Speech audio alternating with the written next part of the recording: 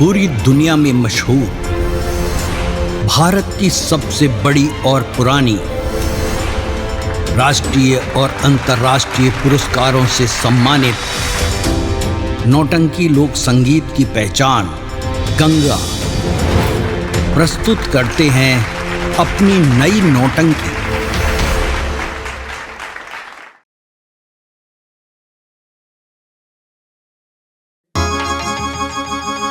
इंद्र हूँ मुझे जानते हर खास श्याम है, तावे में मेरी देव परी जीनो तमाम है। राजा हूँ मैं स्वर्ग का, कहलाता सुरपति इंद्र, सर झुकाते देवता मुझे सुबह और शाम है। आहा, सभा क्या सज रही है, चमन में चमेली की कली खिल रही है। भावरा गुंजन मोहे मन को बसर है, मधुर गाने वाली परियों की कसर है। काला देव बुलाओ परिस्ता से परिया अभी, जो बारी बारी से करे मुझ रश।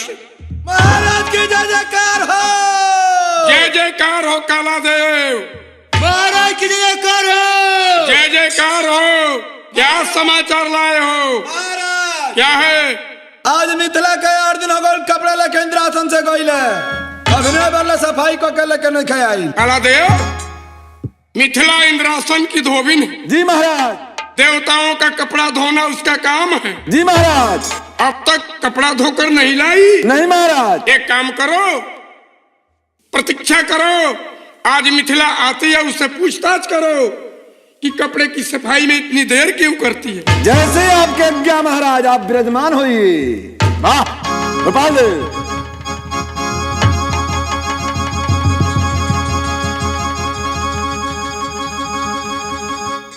सलाम हजूर।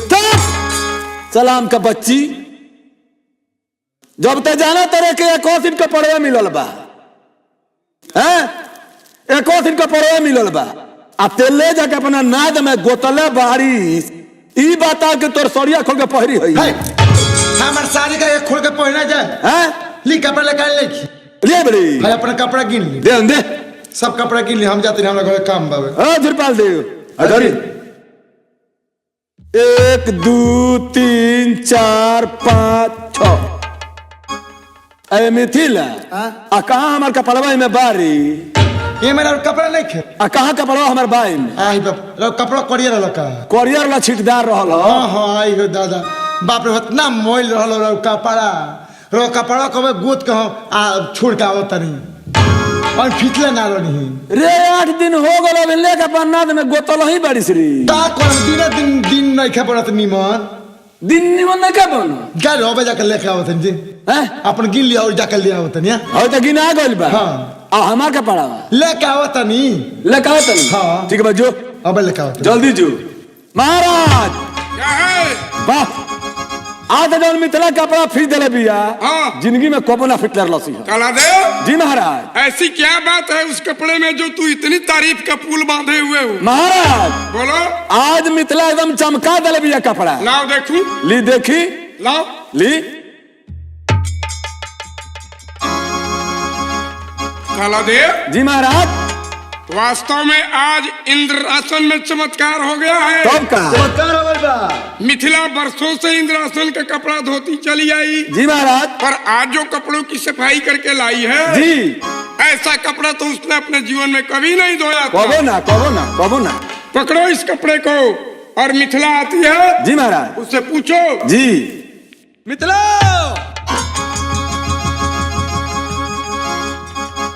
का बात बहाजूर?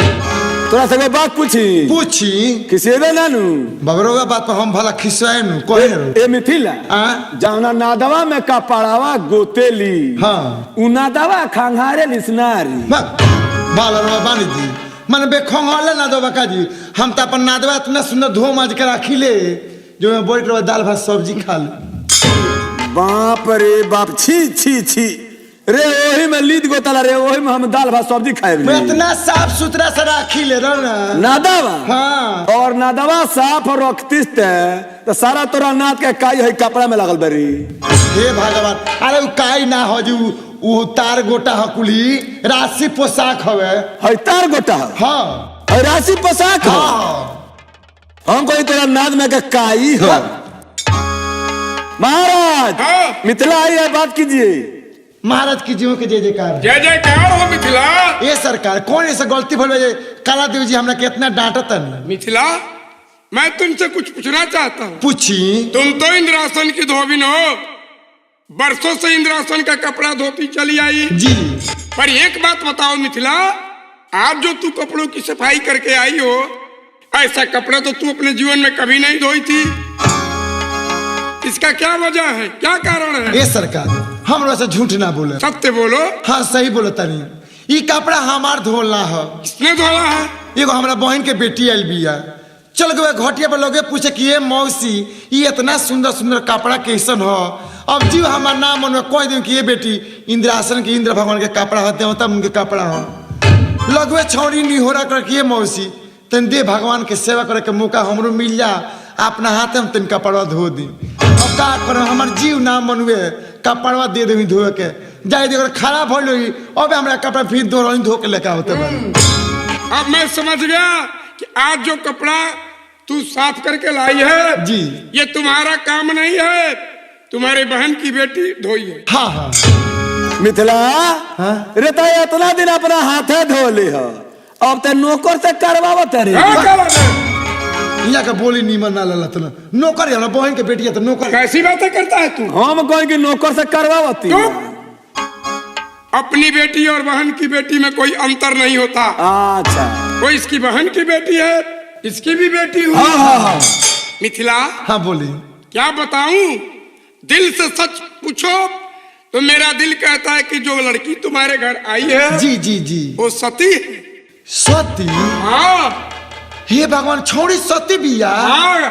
कहता नहीं बाप रे, छौड़ी के शरीर से कितना सुंदर जोत मारा था कर दी। हाँ मिथिला, हाँ वो लड़की हमारे इंद्रासन में आने के योग्य है। जी। तुम जाओ उसे तुरंत यहाँ लेकर आओ। अबे बहनी अबे बोला के लेकर आओ। जल्दी जाओ। जल्दी जल्दी जल्दी गो।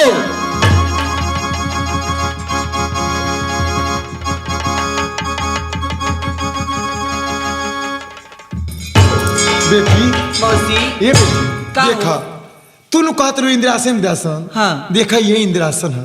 का ये इंद्रासन है? हाँ। ये मौसी बड़ा सुंदर बा हो। सुंदर का कहत रहो, इंद्र भगवान बैठे दर्शन पहले कर भगवान के। सौभाग्यवती बाबा। बेटी का मौसी है ना, काला देव जी बानी हनुमान जी की हितैती में करानु है ना, काला देव जी हुई। राम राम काला देव जी। अरे गदाई रहो फुलाई रहो। मौसी हाँ? बड़ा हरा आशीर्वाद देता नहीं। यहाँ का आशीर्वाद बड़ी फरेला। हाँ। आ बेटी आय। देखो हो रहा हुई पाल बाबा बानी। जय श्री राम भोपाल बाबा। जिया जिया जिया आसमान बेटी का मौसी देवता मुझसे भेंट मुलाकात करो। देखे जितना जनता सब बैठल बा सब देवता के मुताबिक बनी। हाथ जोड़ के प्रणाम करो, आशीर्वाद लो। हम जो काम करो, हम जाते नहीं परी लोक में। जा हम परी लोग के कपड़ा लेके आइए तब चले जाए। जा मौसी।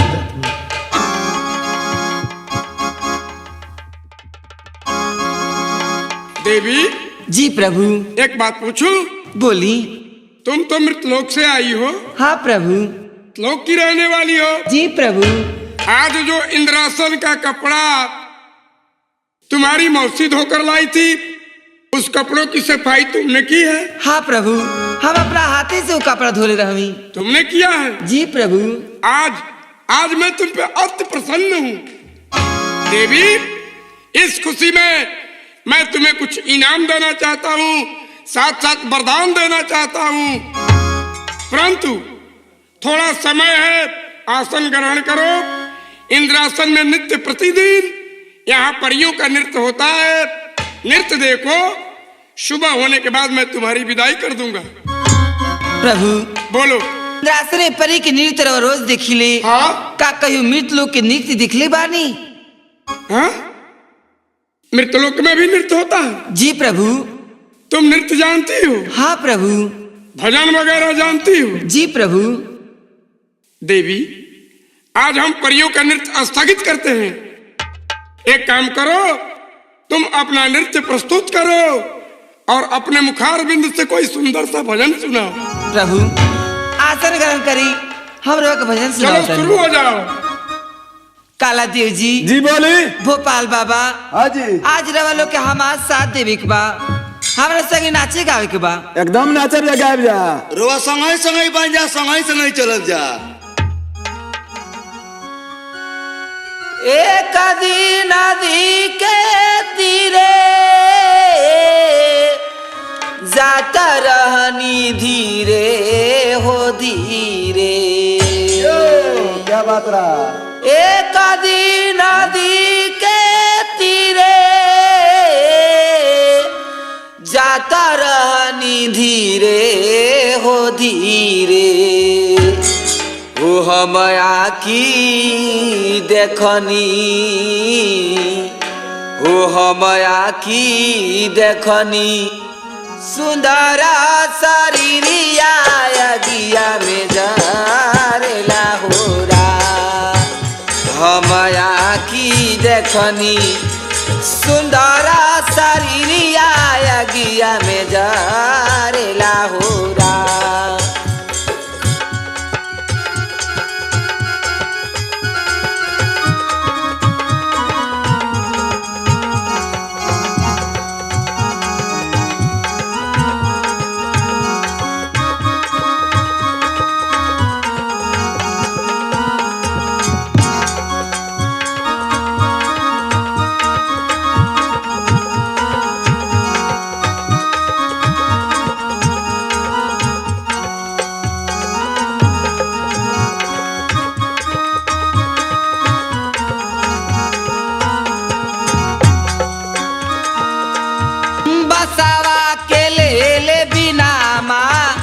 घाटे चलल चारी जाना,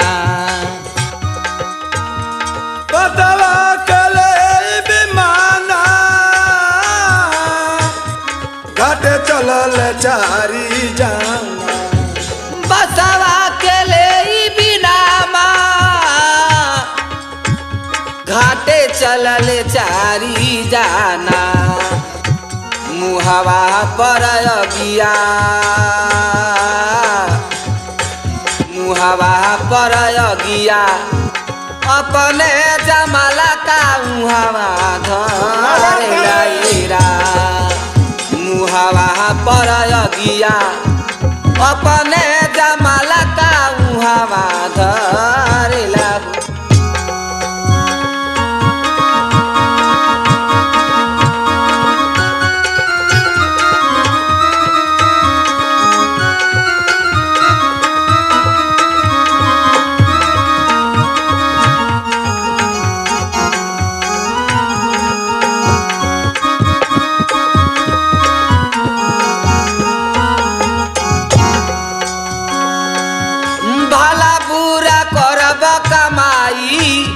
जेही लागी कइल ए भाई, भला बुरा करम कमाई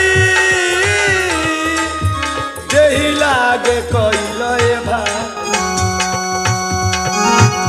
भला बुरा करब कमाई जेही लागी कइल ए भाई। तब काहे खाती, तब काहे खाती ऊंचा नीचा मानु सतानवा करेला होरा।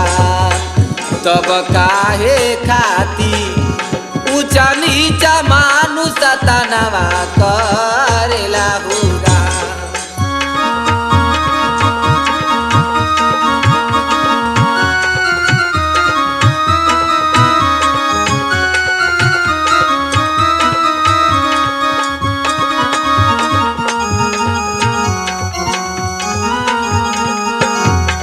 चनी चमानु चतानवा करेला हो।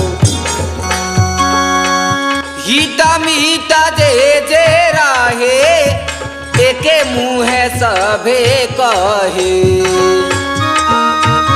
हिता मीता जे जे रहे एके मुँहे सभे कहे।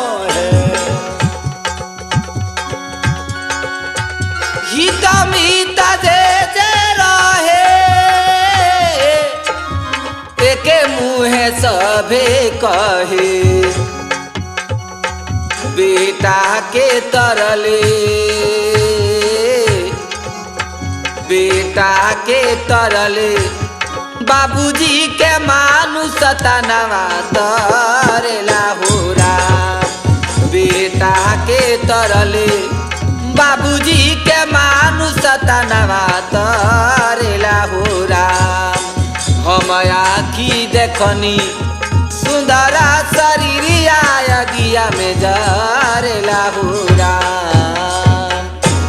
महाराज हाँ बोलो। महाराज भूकंप पकड़ भागी। चुप। हाँ महाराज भूकंप पकड़ जल्दी भागी। ओए, हाँ? इंद्रासन में भूकंप नहीं आया है ना बल्कि इसका नृत्य और संगीत सुनकर आज मेरा इंद्रासन डोल उठा है। हाँ साथ साथ सिंहासन भी डोल उठा। महाराज क्या है? संग हमनियों के डोल गए नीचे। तुम लोग भी डोल गए। जी महाराज। एक बात है कला दे, जी महाराज। ये लड़की सती है, सती है, इसमें दम है, हम है। तभी तो आज इंद्रासन डोल गया। जी महाराज। देवी आज मैं तुम पे खुश नहीं बल्कि अति खुश हूँ, अति प्रसन्न हूँ। मांगो मुझसे वर मांगो, तुम्हारे मन में जो इच्छा आए मांग लो। प्रभु रवा के हमरा के बर दियल चाहता नहीं तो हमरा के पहले रवा 63 वचन दी प्रभु।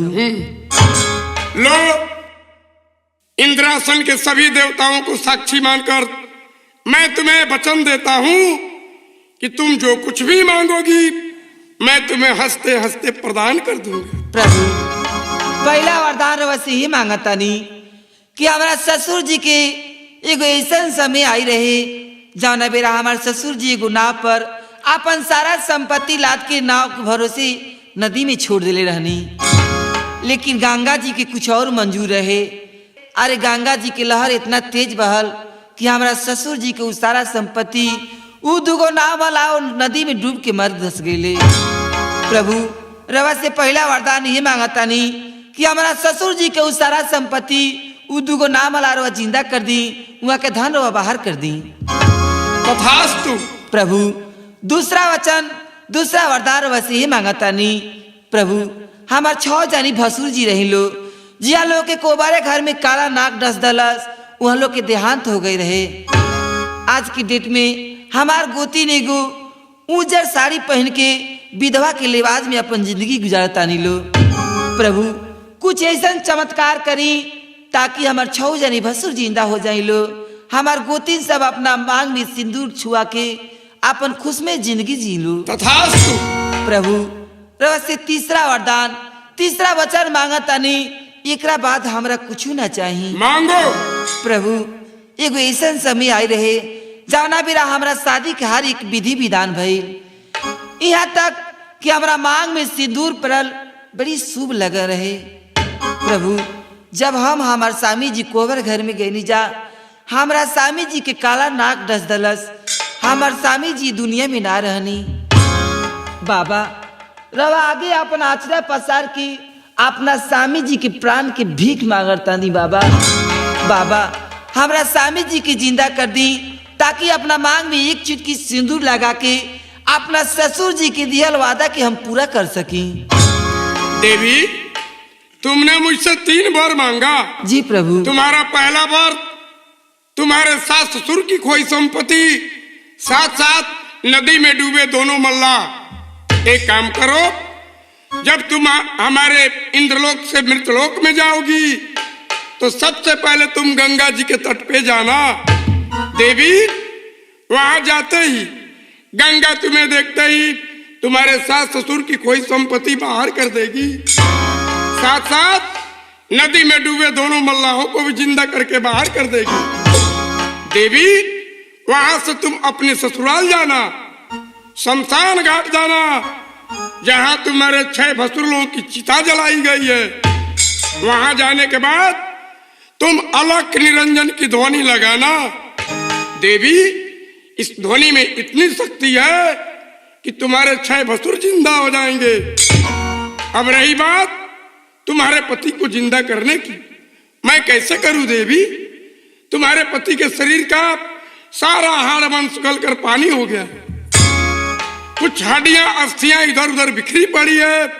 कुछ हड्डियों और अस्थियों को तुम अपने तन का जेवर बनाकर पहन कर आई हो।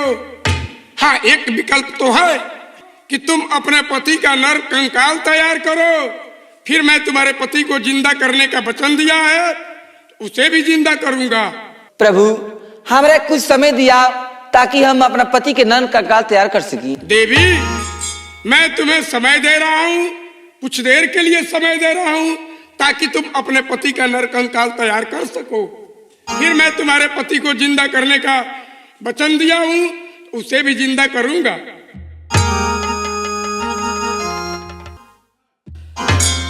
पूर्व से फूटली किरनियानु हो जागा भोरे भैले माई।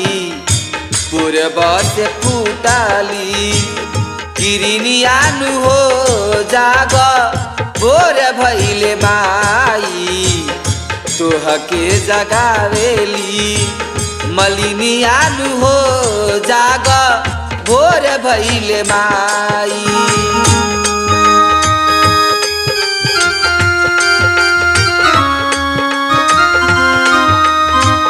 झुरा झुरा निमिया के डोलेला पतैया, तोहरे दुआरे खाड़ भैले भैरो भैया।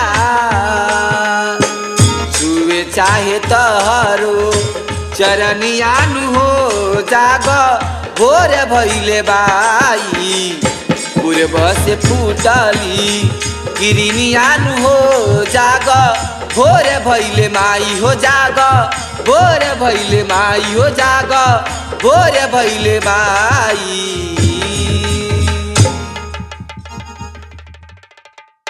प्रभु, हम अपना पति के नर कंकाल तैयार कर दहनी। देवी, तुम अपने पति का नर कंकाल तैयार कर चुकी हो? जी प्रभु। कालादेव। जी महाराज। चलो, इसके पति के मृत शरीर पे अपना साया फैलाओ ताकि उसमें रक्त और मांस का संचार हो जाए। आओ। नमः शिवाय ओम नमः शिवाय, हर हर भोले नमः शिवाय। नमः शिवाय ओम नमः शिवाय, हर हर भोले नमः शिवाय।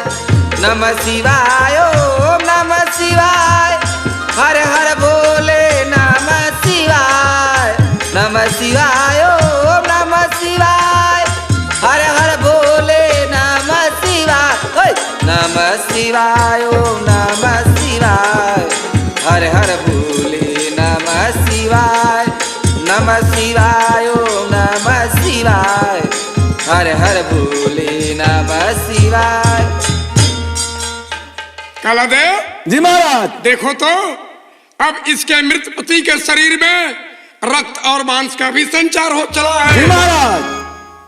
एक काम करो। जी महाराज। अब इसके पति को जिंदा करना है।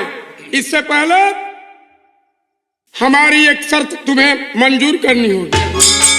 राउर लाखों शर्त, जो गो शर्त रवा कहे तो हम माने खातिर एकदम मंजूर बा। हमरा देवी, हमारे स्वामी जी की जिंदा कर दी। मैं तुम्हारे पति को जिंदा करूंगा। इससे पहले सुनो। बोली। तुम मृत लोक से 11 घाट पार करके यहाँ तक आई हो। जी प्रभु। इन 11 घाटों के माध्यम से हर घाट पे तुम्हें अत्याचार और तुम्हारे साथ तरह तरह की यातनाएं सहने को मिली है। जी प्रभु। लेकिन ओ अत्याचार कोई मनुष्य नहीं, बल्कि हमारे इंद्रासन के ही देवता मनुष्य का रूप धारण करके तुम्हारे सत्य की परीक्षा लेने के लिए गए हुए थे, जिन्हें समझने में तूने भूल की और क्रोधित होकर उन सभी देवताओं को तुमने दंडित किया है। मुझसे वचन दो कि यहाँ से जाने के बाद हर घाट पे जाकर उन सभी देवताओं का उद्धार करो। प्रभु, हम रवा से वचन देता नहीं कि जब रवा इंद्रासन से हम लौट के जाइब अपना गाँवे, तो हर एक घाट पर जाइब, 11 घाट पर जाके 11 देवता सबकी हम वालों के सहारे मुक्त करके तभी अपना ससुराल न जाइब। प्रभु, अब हमारा स्वामी जी की जिंदा। कालादेव। जी महाराज। अलख निरंजन की ध्वनि लगाओ ताकि इसका पति जिंदा हो जाए। जैसे आज्ञा महाराज।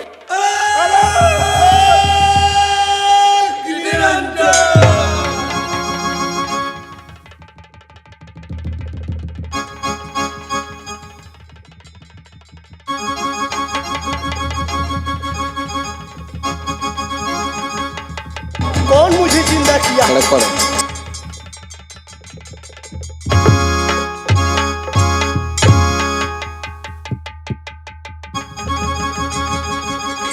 आयुष्मान भव।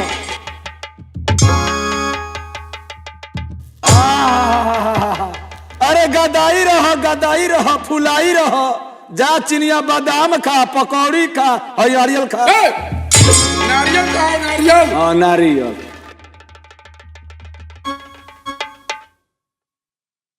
देवी, अब तुम्हारा पति जिंदा हो गया। अब तुम यहां से अपने मृतलोक को जाओ। मेहरबान दोस्तों, एक नारी होकर मृतलोक से 11 घाट पार करके आई।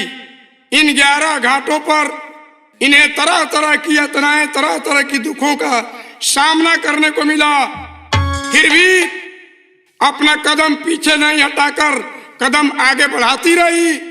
आज उसी का फल है कि यहां से अपने सास ससुर की कोई संपत्ति प्राप्त करके, नदी में डूबे दोनों मलाहों को जिंदा करके, अपने 6 बसुर को जिंदा करने के साथ साथ अपने पति को जिंदा करके यहां से मृतलोक जा रही है।